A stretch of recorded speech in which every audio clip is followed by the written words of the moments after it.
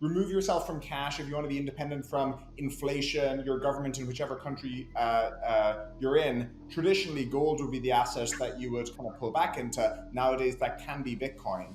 And so you'd expect their cyclicality to be similar, and yet Bitcoin is highly cyclical, gold is counter cyclical historically. Why is that? I'm not sure why, other than NASDAQ type risk play takers are the ones that tend to play in Bitcoin, and curmudgeons that are gold bugs and want the world to fall apart play in gold. But there's no question, and this I've watched and it's gone on long enough now that I believe it, that if you believe we're going to have irresponsible monetary policy and inflation going forward, if it's in a bull phase, you want to own Bitcoin, but if it's in a bear phase for other assets, you want to own gold. And I think I just articulated the reason, but sometimes, John, I don't care. This has gone long on enough that I'm starting to believe what I'm observing.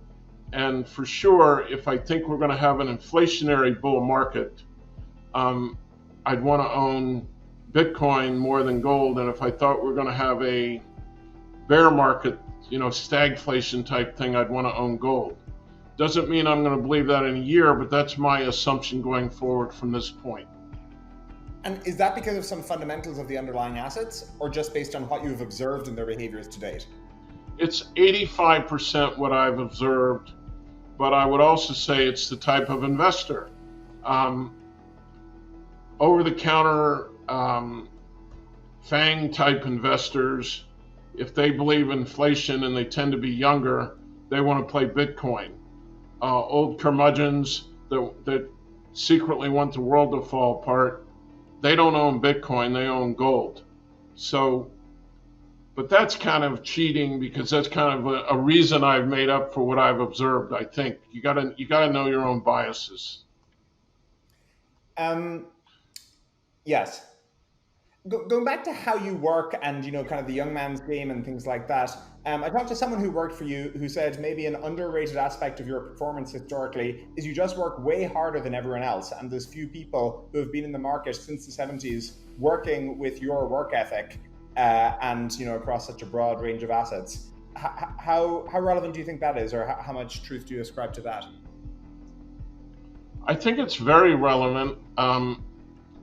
I was pretty lazy in college, and I never considered myself a particularly hard worker, but I'm so passionate about our business that it's almost like a compulsive gambler that has a way to channel his compulsive. And the fact that every event in the world affects some security price somewhere, and the fact that I'm so intellectually stimulated trying to imagine the world 12 to 18 months from now versus the way it looks in the present, and security prices, how they would reflect that. I just find it so stimulating. It makes everybody think I'm a hard worker because I'm attracted to the game. So in this game, I am a hard worker, but I actually think there's a life lesson there. I've seen young people who, when they find their passion, who had kind of looked like they were lazy or lost their way or weren't very driven, become very driven. I just happen to be passionate about this particular discipline. So I don't know whether I have a hard work ethic, but that's the end result of my passion. Are you then excited about the growth of mobile investing and approachable retail investing for kind of a younger crowd because it might pull more people into this, or do you think it might get people in for the wrong reasons and it's a bit more of a blinking slot machine game? The latter. I mean, given what's going on the last 11 years with central bank policy and the breadth of the bubble, I do fear for, one of the sayings, I'm sure you've heard it, but I probably heard it the first week I was in the business 50 years ago. It still applied. Bull market geniuses. I think there's a lot of bull market geniuses around, and it's not that they love the game, they love winning, but they were surfing with a hurricane behind their back that was giving them these nice waves. They may become very discouraged. So I don't embrace, I've heard a lot of people embrace the fact that all these people are investing now in all these and how great it is. I don't think it's so great if the story doesn't end well. Yeah, and certainly we may see an interesting scenario play out over the next year or two. Um, Going back to your style, the other thing I found very interesting in how you work is this, your philosophy of put all your eggs in one basket and then watch this basket very carefully. And you've described how you just develop conviction 3 to 4 times a year and act based on that. And I'm curious if you could talk a little bit more about that, like the spidey sense going off, and you're clearly in low conviction time right now. But I think that's just very stylistically interesting, where you even know how to size up and down your trades. Yeah, it's completely contrary to what they teach in business school, which is if you're highly diversified, you have less risk than if you're highly concentrated. Um, I don't believe that at all. As an investor, when I think most people get in the most trouble is when they have stale longs or stale shorts. When you've got 15, 20% of your asset base, or sometimes in macro positions, I'll have 2 or 300%. Believe me, they're not getting stale, and you have to have ruthless discipline, and you're coming in every day. Just to quote Andy Grove, you could not be more paranoid, and you're constantly reevaluating, and I think it leads to an open mind. So, yeah, I would also say people ask me what I learned from George Soros. I thought when I went there I was going to learn what made the yen and the Deutschmark go up and down and that kind of thing. No, what I learned was sizing is probably 70 to 80% of the equation. It's not whether you're right or wrong, it's how much you make when you're right and how much you lose when you're wrong. I've also found as an investor, I believe in streaks. You see it in baseball, you see it in everything else. I see it in investing. Sometimes you're seeing the ball, sometimes you're not. One of my number one jobs is to know whether I'm hot or cold. And when I'm hot, I'm supposed to turn the dial way up, not say, okay, I'm up 40% this year, let's go, this will look good at the end of the year, go take a break. No, you got to make hay while you're hot. And then when you're cold, the last thing you should do is try and make big bets to get back to even. You should tone yourself down. So believe it or not, that's part of the all your eggs in one basket. Not only do I have to see the investment that really excites me, I also have to see myself sort of being in a good trading rhythm.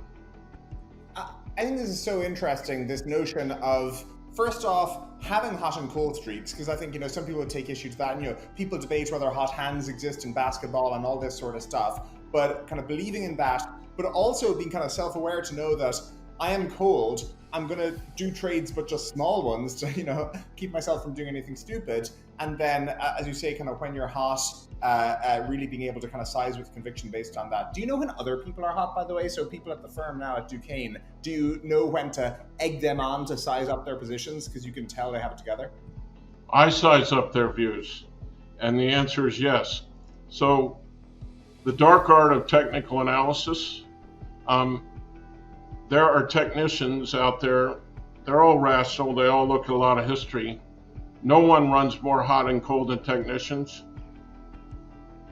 One of your main jobs, if you follow technicians, is to know when they're hot and know when they're cold.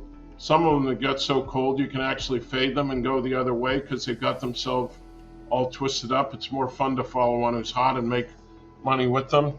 But yeah, absolutely. I see guys within my own firm, analysts who recommend things, and they go on streaks too, or they get an area and they're really hot. And my job as a trigger puller is to size them up. The other thing I find so interesting about this dynamic in terms of working with your team is the invest, then investigate idea. And I remember talking to someone else who works at Duquesne who, described the terrifying feeling of having joined and, telling you about an idea, before lunch, and then they go out to lunch and they, come back and they find that you've put on a massive position based on this just idea that they thought they were telling you and you're actually trading on. And so can you talk a bit more about kind of why that matters, why it makes sense from an EV perspective and kind of any stocks where it worked particularly well? Well, you mentioned earlier that the business has gotten a lot more competitive than it was 20 or 30 years ago. There is so much information out there, and so many smart people in our industry have come in since 2000 when the financial remuneration went crazy, that you just don't have the time you had when I got in the business. When you hear a good idea, if you wait 2 or 3 weeks, a lot of times now, believe it or not, 60 or 70% of the move will have taken place.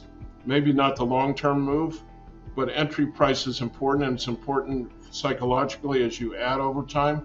So yes, look, if some analyst comes in with a great idea or an idea, I don't just buy it and then go tell them to do the analysis. But if they have an idea that appeals to me intuitively and I really like it, and it might fit in with the macro matrix we described earlier, it might tick a bunch of boxes. I mean, let's just suppose somebody came in today with a copper company, not because they were bullish on copper. This particular company had a new mine coming on, and for whatever reason they love the management. It would matter a lot if before they ever came in, I was already bullish on copper going 3 to 5 years out. So yes, I might put on a very large position, and then over the next 2 or 3 weeks, tell them to really do their homework and really grind down. And if the story panned out, add to it. If it didn't pan out, just get rid of it. I've just found, John, particularly the last 10 or 20 years, you just don't have time anymore to do deep dive analysis. The world, you do, but if you have the intuition, you buy it and then you do the analysis and then get rid of it if it doesn't pan out, as opposed to wait and do the analysis. And is part of the idea here that if you're wrong, the position is probably net zero when you exit. If you're right, then you got in at a favorable time. So there's an asymmetry there. Yeah, when you enter it, there's no story out there. So hopefully in 10 days, if you're wrong, there's still no story. There's not going to be some bear story because the guy's giving you a bull story. But if there is a bull story, it's quite likely that somebody else is going to discover it over the next 2 or 3 weeks. These analysts go out to dinner with each other like 4 nights a week and tout their ideas, and a lot of times they don't wait for the portfolio manager because they're trying to make themselves look good with the other guys at dinner too. I used to do that when I had more energy. And then are there any cases where this memorably worked quite well? Oh, sure. I'd say there are a number of them. I mean, there's so many of them, I don't really need to point them out, but yeah, it works. It's a much better method, or I still wouldn't be using it. I've had 40 years of test cases to do it with it. Yeah. The other thing on the hot and cold thing that I think is so interesting is, so everyone knows the famous story of, you in 2000 where, you were getting frustrated watching, others at your firm earning like 8% a day during kind of the go-go last days of the tech bubble. And you thought all these tech stocks were crazy. You had been short the tech market, and so you, against your better judgment, you kind of maybe knew deep down it was a bad idea. You put on a long trade or a few long trades, very briefly before the market crashed, and then you kind of knew you shouldn't do it, and then you did it, and it kind of worked out poorly. And famously you said that. What did I learn from that? I learned absolutely nothing. I knew it was a bad idea at the time. I think that's the version of the story that everyone knows. I think the longer version of the story of both being kind of significantly up and being kind of right in the shorts is super interesting. And then the kind of cold period followed by the hot period that came after that in 2000. So I was wondering, could you tell kind of the longer version of that? Because I think that's really interesting and gets to the importance of not only being right, but knowing that you're right when it comes to being a trader. Yeah, the long version is very simple. It actually started quite a while before. I didn't do it in the beginning, but sometime I believe in like March of '99, I got the brilliant idea to short like 10 internet stocks which were up like 7 or 8-fold at Soros. And I think I put 200 million into the quantum fund short. And within about 4 weeks, the 200 million investment was a $600 million loss. I didn't just misstate that. I lost 4 times. Well, 3 times my investment. So, because the 200 million went to 800 million, then I covered it. So I was very bruised. I was down mid-teens. I'd never been down double digits before, and I was exhausted. And then I kind of backed off, and for a few months I realized Greenspan was doing this huge easing program because of the Asian financial crisis, but there was no crisis in the United States, but we were pumping all this money in, and I could see the tech revolution, and I said, oh my God, I've got to go along. So one of the things I did was hire two people in their 20s who were sort of gunslingers, because I knew, gets back to Bitcoin now, I knew the younger people knew the new companies like Veritas and VeriSign and that kind of stuff. I didn't know how to spell them. So I'm down like 16% or something. We pivot into this stuff in the summer, and by the end of the year, we're up 42% net. We have this massive year. I go into George in January and I said, this is crazy, we're in a bubble. I'm selling all the technology stocks, so I sell them. This is January. And then the 2 gunslingers are still there. They have little small accounts, so I can size them up when they're hot or cold per our other conversation. And then, as you just said, they're making like 8% a day. And it's driving me out of my mind because I'm out of the market. So we're now getting into March, and there's the little devil here going, March of 2000. The little devil here is going, do it, do it. And the little devil here is saying, don't do it, don't do it. And I think I missed the top by an hour, and you said I bought a few things. I didn't buy a few things. I put I think 6 billion, and which turned into a massive loss, 2 or 3 billion. I knew in 5 days after I did it, but the whole exit, it was messy. So now I'm down like 18% again. And I had just been down 18% the year before.